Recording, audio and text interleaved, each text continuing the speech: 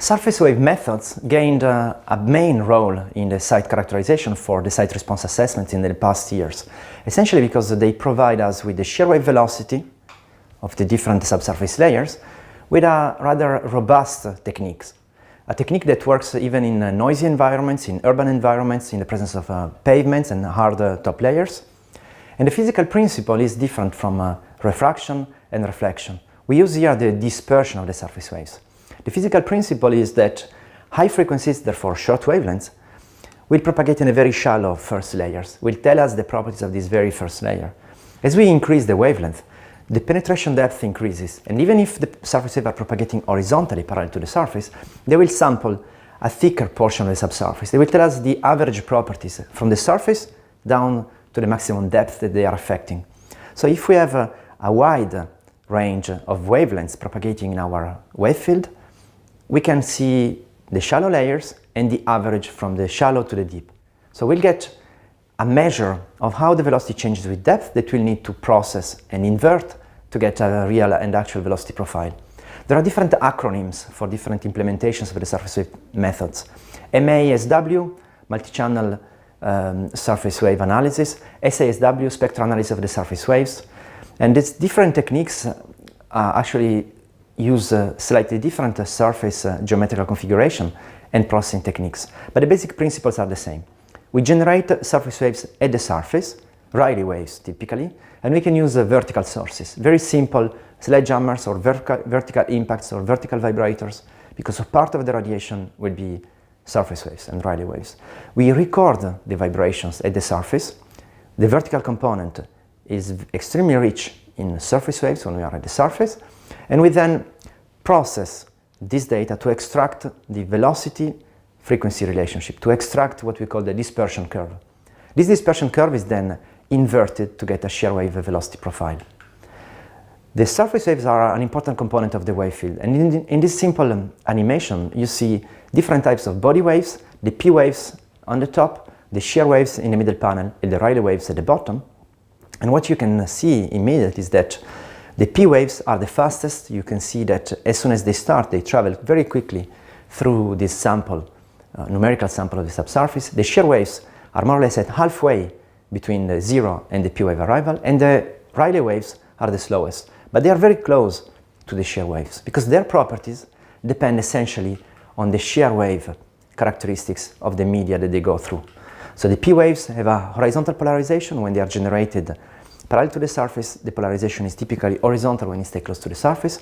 The shear waves, SV component, will have a particle motion that will be perpendicular to the direction of propagation. It will be quite difficult to detect in data, even if it is there when we use vertical sources and vertical receivers. And the Rayleigh waves with their elliptical particle motion, the ellipse as a major vertical axis at the surface, will be detected by vertical receivers. The interest of surface waves is that they overcome some of the intrinsic limitations of, for example, refraction techniques. They will work even with velocity inversions. If we have a first high velocity layer, then a lower velocity layer, then a high velocity layer, we will be able to see a dispersion curve showing high velocities in the high frequencies.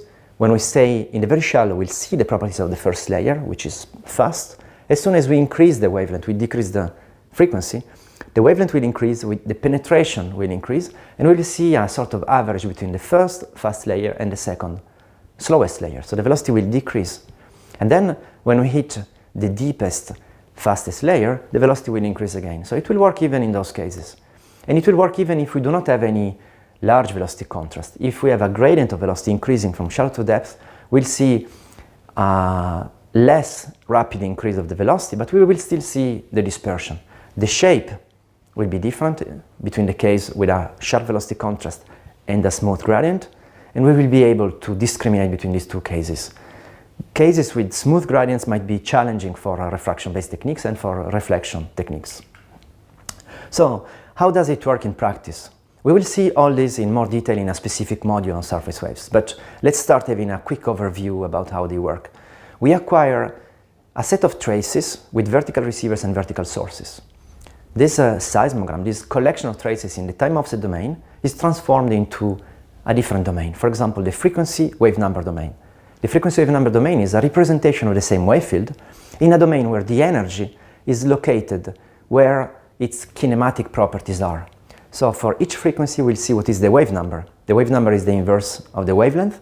So we'll be able to see for each frequency where the energy is and which is the wavelength which is propagating at that velocity. So we will be able to pick this spectrum, this 2D spectrum, the FK spectrum, and identify a line or a set of lines if we have multiple modes, telling us what is the FK characteristics of the surface waves, provided that they are the strongest event in our records, which is often the case. This FK relationship can be converted very easily with a very simple closed form solutions into FV, frequency phase velocity. And the frequency phase velocity curve is what we call the dispersion curve. Then we get a description of the properties of the surface waves at the site. And it's, we can say, a characteristic of the site. How the surface wave propagates at this site depends on the properties of the site. Then this curve has to be transformed into something that we can use for our design or modeling exercises. We need depth and velocity and layer velocity. In the modeling, we do not need the Rayleigh wave velocity. We need to know exactly what is the intrinsic velocity of different layers. So a first possibility, a very approximate solution, is converting the dispersion curve from the frequency phase velocity domain into pseudo depth, which is a ratio of the wavelength, and pseudo velocity, which is a slightly higher velocity than the measured Rayleigh wave velocity. A typical way is taking a third of the wavelength. So if you have a wavelength of 30 meters, you can say that this is the velocity down to 10 meters, 30 divided by 3. And you can take the observed Rayleigh wave velocity, for example, 200 meters per second, and multiply it by 1.1, and go therefore to 220 meters per second. This is because the Rayleigh wave velocity is slightly slower than the shear wave velocity for a given layer. This approximate interpretation technique doesn't give us the actual depth and the actual velocity, but it's a starting point and can tell something very quickly about which are the characteristics of the site. The actual inversion is based on the solution of an inverse problem.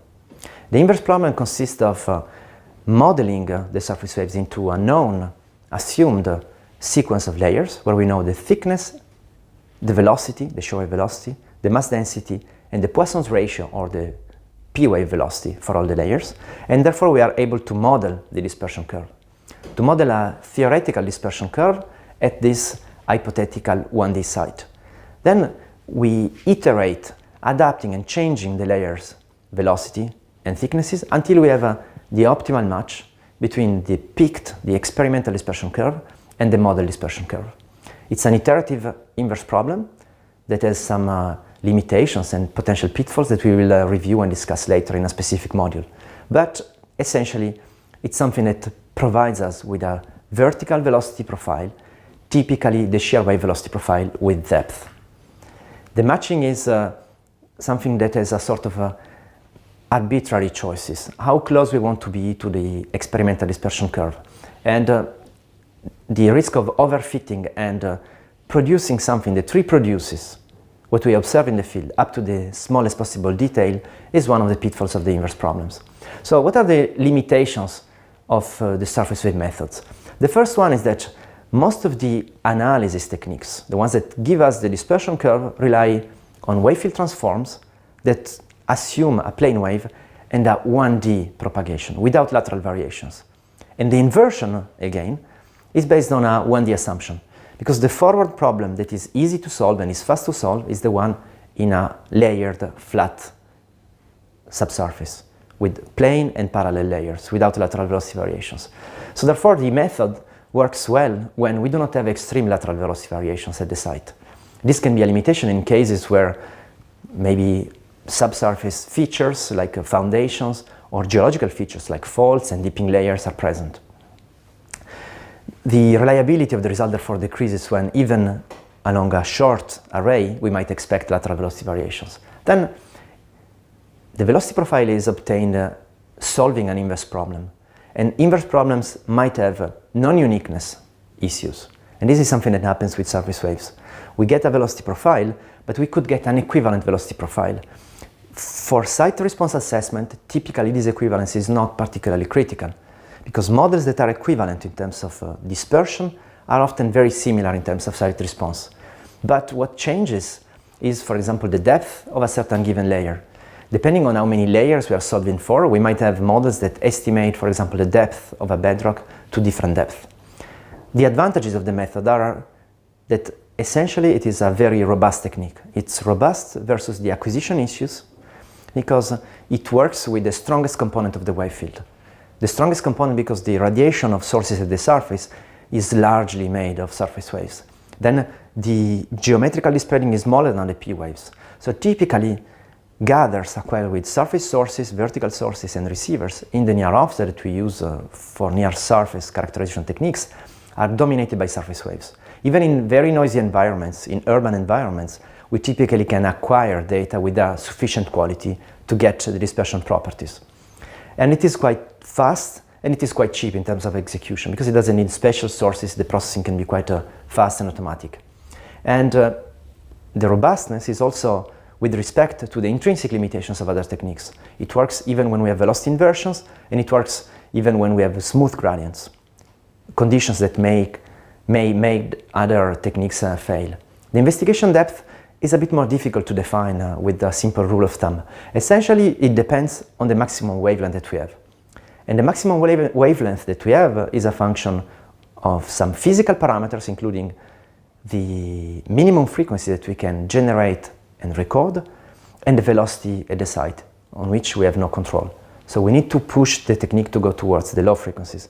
But then, when we want to analyze and extract the properties of a wavelength of, for example, 200 meters, the uncertainty that we get if we use a 10-meter array will be very large.